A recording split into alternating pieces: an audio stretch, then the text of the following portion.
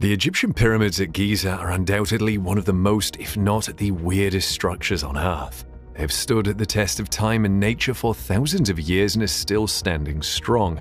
And as you might have guessed, many mighty people have been obsessed with unraveling the mysteries behind these monumental structures for centuries. Notable among them is Nikola Tesla, one of the greatest modern inventors to ever live. Nikola Tesla revealed terrifying truths about the pyramids. Although Nikola Tesla died unappreciated, his fame has recently been brought to the limelight. In fact, his key ideas led to the invention of smartphones, Wi-Fi, AC electrical supply systems, and some of the technologies we use today. Apart from his crazy ideas that were patented, Tesla expressed interest in several other mysterious top-secret projects, including the Egyptian pyramids. His drive to unlock the secrets of the pyramids began when he was 20 years old. It was at this point in his life that he decided to make it his life's goal. Made of about 2.5 million blocks of stone and weighing nearly 6 million tons, the Egyptian pyramids are mysterious and made in magnificent structures that have drawn several visitors from across the globe. If you have ever seen or read about these pyramids, you'd agree with us that they are full of secrets that have not been exposed. And some of these secrets are the sources of Nikola Tesla's groundbreaking ideas and inventions, especially the notion of the ability of pyramids to generate power. Many people believed that the pyramids were actually tombs for the pharaohs of ancient Egypt. However, it was surprising that not a single mummy has been found in any of them. All the mummies are lying in the Valley of the Kings. Besides, there are no indigenous Egyptian inscriptions or art on the pyramids. Unbelievable, right? Or who could have spent so many resources to build such gigantic structures with no goal in mind? After all, we've now confirmed that they aren't tombs for the Egyptian pharaohs. Neither are they some edifices that have been built in honor of some gods. Nikola Tesla read several books about ancient structures and found that the pyramids contained an incredible amount of energy. At that time, electricity was barely known, and Tesla began to consider the probability of the pyramids having some advanced technology lurking within them.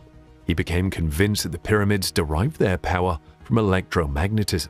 To him, the pyramids might have been built with some form of crystal energy, and the chambers within them were used to tamper with the electromagnetic fields. He also holds the theory that the materials, such as stones used in constructing the Great Pyramid, had energy-storing properties derived from the sun and the moon. Therefore, he suggested that the pyramid could have been designed to generate an energy field capable of providing electricity to cities. In 1905, Tesla submitted a patent in the US titled "The Art of Transmitting Electrical Energy Through the Natural Medium." The patent outlines designs for a series of worldwide generators that tap the ionosphere to sap electrical energy. He considered planet Earth a gigantic electrical generator of unlimited energy, spinning around two magnetic poles. He would later refer to his triangular design as Tesla's electromagnetic pyramid. Furthermore, he believed that the location of the pyramids, rather than their shapes, is the source of their energy. So he decided to build a tower facility that would later spark the whole city. This tower is known today as the Tesla Experimental Station, situated at the base of Pikes Peak in Colorado Springs. It is also known as the Wardenclyffe Tower or Tesla Tower on the East Coast. He built the pyramids at these locations following the laws of the location of the pyramids at Giza and in relation to the elliptical orbit of the planet and the equator. The tower's construction was based on his theories about how the Earth could conduct the signals. According to Tesla, the prototype would send and receive data and unlimited energy wirelessly to as far as Paris, France. Unfortunately, Tesla's discovery and the device went into oblivion following his mysterious death in 1943. However, his works succeeded him. Even after his death, scholars and researchers have studied his theories on the power of the pyramids, and his ideas have helped to uncover many of the mysteries surrounding the pyramids. What Tesla was trying to explain to us about the pyramids might sound too vague. Perhaps he wants us to understand the power of something much more ancient than we thought. Let's look at Tesla's idea of numerology for clarity. According to Tesla, the numbers 3, 6, and 9 constitute a great key to the universe and are therefore of great importance for all of us on planet Earth. He said that many models appear naturally in the universe, in our galaxies, in star formation, in evolution, and in almost all natural systems. Some believe his obsession with the numbers 3, 6, and 9 influenced his preference for pyramidal shape and certain fundamental mathematical laws. He believed that these figures were the cardinal numbers of a universal math language, and this was why he would not use or do a thing that does not result in the number 3 or a multiple of it. Tesla would drive around any building 3 times before going in. He stayed in hotels with numbers divisible by 3. He lived on the 33rd floor of the New Yorker Hotel in New York City, room number 3327. Mathematically, 3 plus 3 equals 6, and 2 plus 7 equals 9. He slept about 3 hours each night. He polished his cutlery and dishes with 18 napkins before using them. He made decisions in groups of 3 people. Whatever calculations he made about things in his environment, he ensured the results were conceivable by 3. These results would form the basis of his choices and decisions. So what was Tesla trying to tell us with his obsession with 3, 6, 9? After all, we did not create mathematics. We eventually realized that mathematics is a universal language and the law guiding it is binding on everyone on planet Earth. For instance, in vortex mathematics, 1 plus 1 equals 2, 2 plus 2 equals 4, 4 plus 4 equals 8, 8 plus 8 equals 16, 16 plus 16 equals 32, 32 plus 32 equals 64, 1 plus 6 equals 7, 3 plus 2 equals 5, and 6 plus 4 equals 10. You'd notice that the number patterns only returned 1, 2, 4, 8, 7, and 5. These numbers are repeated 1, 2, 4, 8, 7, 5, 1, 2, 4, 8, 7, 5. Also, 3, 6, and 9 does not follow this pattern. Realizing that these forms are found in nature, the ancient people emulated them in construction. If Nikola Tesla could be so obsessed with these numbers, can we say he was trying to reveal some truths to us using the Great Pyramids as a reference point? Here's the reason. The size of the pyramid is aligned with the compass with an accuracy that can only be derived from modern engineering. The Pyramid of Giza comprised 2.5 million blocks of stone weighing 6 million tons. It stands 481 feet high, and its footprint is over 13 acres. Aligning this construction with 1/15th of a degree of true north is almost impossible precision. This is because the base of the pyramid is level within 3/4 of an inch. The pyramid's sides are over 755 feet long, and each side is within 2 inches of the other. Interestingly, the pyramids don't have 4 sides. Each side is slightly concave, which you can only see directly above or when the pyramid casts shadow during the equinoxes. Whoever built the pyramids had pretty good knowledge about the size of the Earth. If you multiply the pyramid's 481 feet height by 43,200, you will get 3,938,685 miles, which is within 11 miles of the Earth's polar radius. This stands at 99.7% accuracy. And at the same time, if you were to multiply the base perimeter of the Great Pyramid, which is 3,024 feet by 43,200, you'd get 24,734.94 miles, which is the Earth's equatorial circumference. This makes 99.3% accuracy. Though the Great Pyramid is locked into the true cardinal directions of north, south, east, and west, a very slight discrepancy of 3/60ths of a degree error could be observed.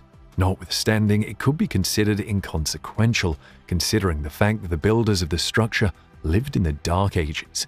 So how is it possible that the ancient builders had an idea of the dimensions of the planet? Mysterious. However, it is common knowledge that ancient people were so obsessed with equinoxes. The equinox is the intersection of the sun's path in the sky with the equator when the length of day and night are equal.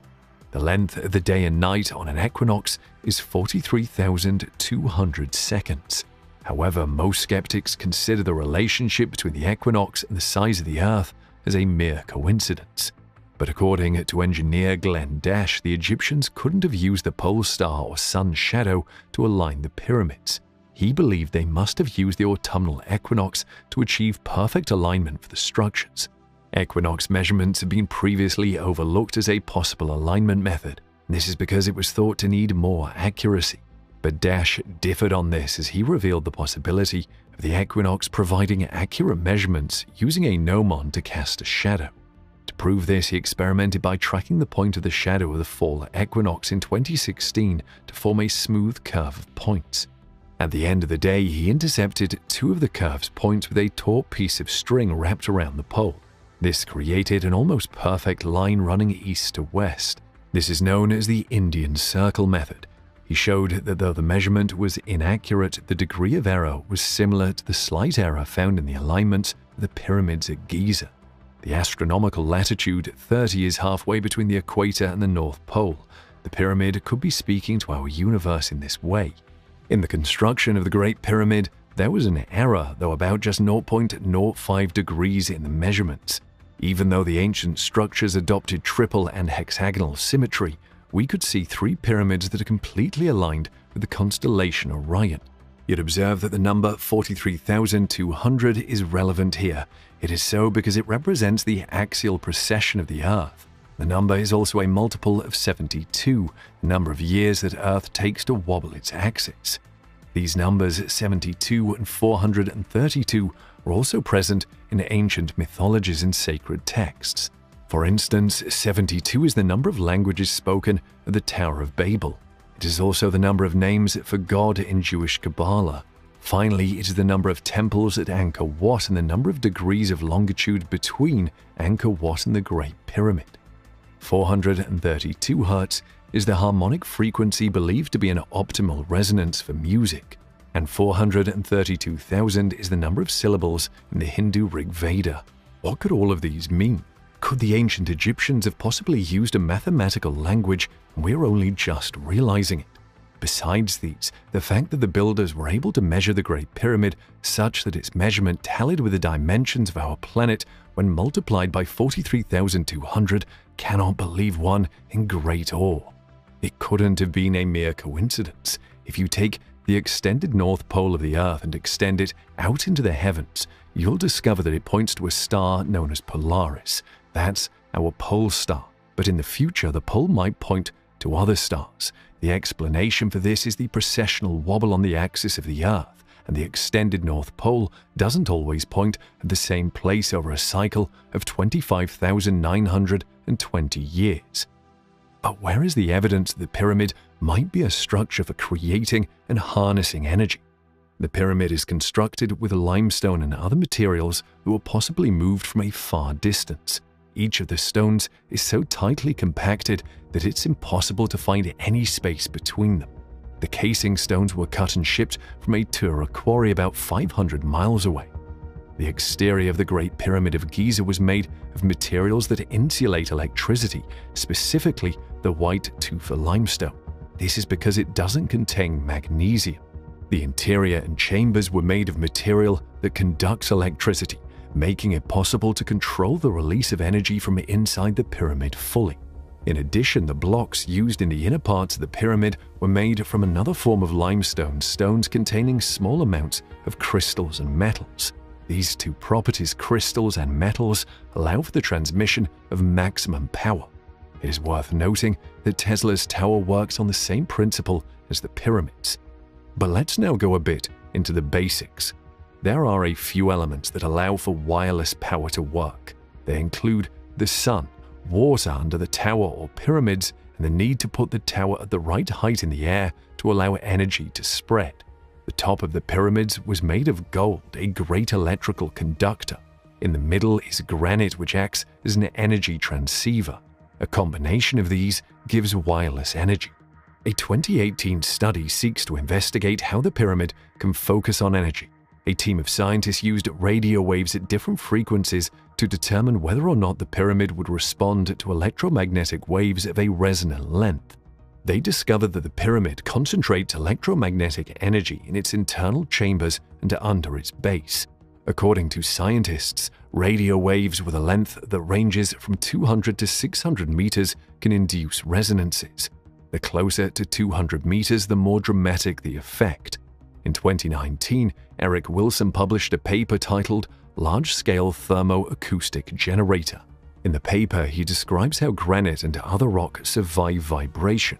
Electrons will migrate through the rock and up to the surface through a combination of science and music. The builders of the pyramid created a power-generating machine that has been tuned to the natural harmony of the Earth's vibration, whose source is the tidal energy created by the moon's gravity.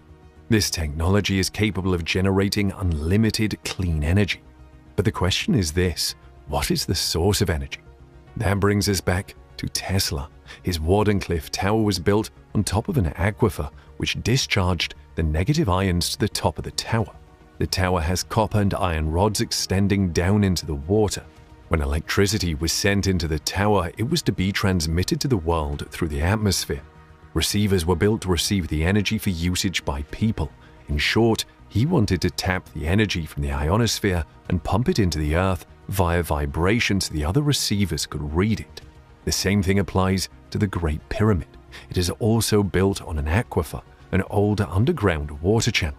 Recently, copper pipes and iron rods have been discovered there. The capstone is made of gold. The River Nile used to run very near the pyramids to create an electric current underneath them. The electricity then moves to the top of the pyramid through the granite stones inside the pyramids into the gold capstone. This is what is referred to as physioelectricity. Physioelectricity is the electrical energy we can obtain from natural physical movement, such as walking in the passing current of a river or underground aquifers. Water would rush into the base chambers and exit, creating a pump that vibrates the pyramids. The vibration would hit the king's chamber with a precise frequency. The king's chamber consists of geomechanical devices that vibrate with the energies of the earth, which are then converted into electromagnetic energy. Tesla's wireless power distribution system utilized the Earth's resonance just like the pyramid. Also, the energy generated by the tower would be unlimited and clean. Unfortunately, the tower was destroyed, and there is also evidence that the Great Pyramid was destroyed from the inside. Realizing that he could be on his way to creating a breakthrough in power transmission, Tesla convinced J.P. Morgan, who gave him more than $150,000 to fund the project. Tesla's intention to utilize the design for the wireless transmission of energy was made public in 1898. It would help him to attain great fame and fortune. The project would enable him to transmit worldwide, just like Marconi's radio-based telegraph system transmits messages. He had already established that wireless power would work on a small scale, but he needed more money to complete the project, so he wrote Morgan again asking him for more money. But rather than give him more money, Morgan withdrew from him, citing a breach of the agreement. He went further to empower Tesla's competitors, Edison and Marconi, who were making it big on Tesla's inventions. He also sent out words to the world, notifying them to avoid Tesla. By 1915, Tesla had gone bankrupt and could no longer maintain the Wardenclyffe property. In 1917, the tower was demolished and sold for scrap. This would spell the end of the project. The same thing might be applicable to the Great Pyramid.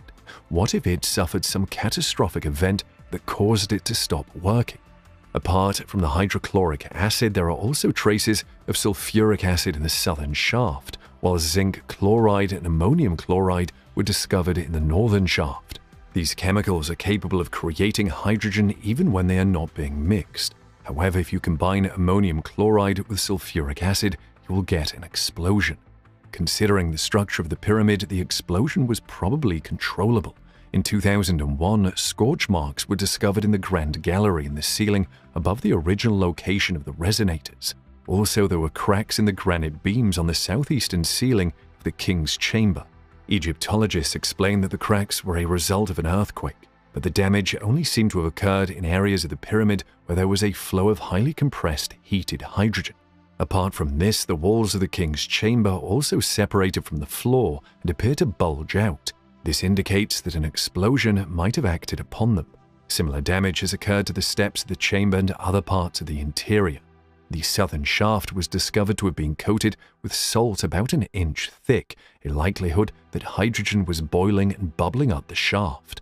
Initially, it was thought that an earthquake caused the explosion, but engineer Christopher Dunn ruled out the thought and suggested that a cataclysmic event may have occurred in the pyramid, eroding the structure as an active power plant. The theory is yet to be established, though. Ancient Egyptians are known to have been great record keepers. However, there doesn't seem to be any record of any cataclysmic event during the time of constructing the pyramid. Dunn believes the event occurred thousands of years earlier. But come to think of it, if Egyptians were known to keep records, there would be documentation of how they used electricity. There are indications that suggest that ancient Egyptians used electricity. Many would point to glyphs that look like light bulbs, but we may be forced to overrule the possibility since there was no evidence that they worked with glass or any components used in making light bulbs. With or without evidence, there is no doubt that the Egyptians actually built the Great Pyramids in 4500 BC. But what if the Egyptians didn't actually build the pyramid, and it was just a dormant structure found by them? This brings us to the Orion constellation theory, as proposed by Graham Hancock. According to the theory, the Great Pyramid complex is almost a match for the stars in the Orion constellation. So do the Egyptian pyramids actually line up with the stars? On the surface, it may be plausible. This is because the ancient Egyptians tracked the night sky closely to determine when to plant crops and harvest, and we have discussed the obsession of the builders with equinoxes.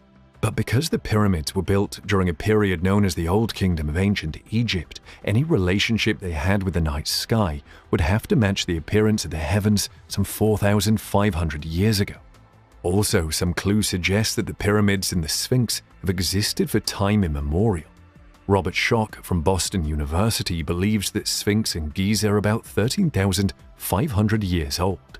But while Giza has been built in an extremely dry climate since the time of the pharaohs, the Sphinx dates back to a period when the climate had more rain. This is because the latter shows signs of erosion caused by wind, sand, and water. The erosion patterns around the Sphinx base indicate that huge volumes of water are washing over the plateau at violent speeds. This was evident at the end of the last ice age in 9700 BC. Glaciers melted rapidly and sea levels rose 500 feet within a few centuries. At that time, most humans died and the few that survived took shelter in caves. Now think of the effects that water with such rushing speed and pressure would have on stone constructions like the Sphinx and pyramids. Meanwhile, a sky full of plasma, lightning, and radiation would have caused serious damage to the Great Pyramid if it had used a volatile chemical reaction to create power. We're not saying that the whole event told here really happened. However, we can assume that an advanced civilization existed thousands of years ago. Also, the civilization had the technology to create unlimited clean energy.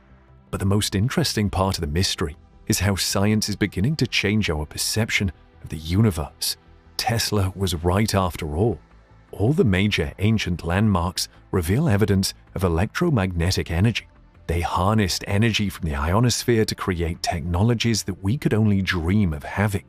Think of how clean, renewable energy will make life safer for humans. Tesla intended to make power free and accessible for everyone, especially to the remotest, least developed parts of the world. If he had succeeded, the vast empires of J.P. Morgan that produce most of the technologies we use today would have long gone into extinction. Unfortunately, the clean energy we need now died with Tesla as the world took a different route that poses more danger to us. It was the route of fossil fuels, of coal and oil. But do you think Nikola Tesla is worth all the attention and accolades he is getting today? How would his incredible inventions and ideas have affected the world if they hadn't have died with him? Let us know your thoughts in the comment section.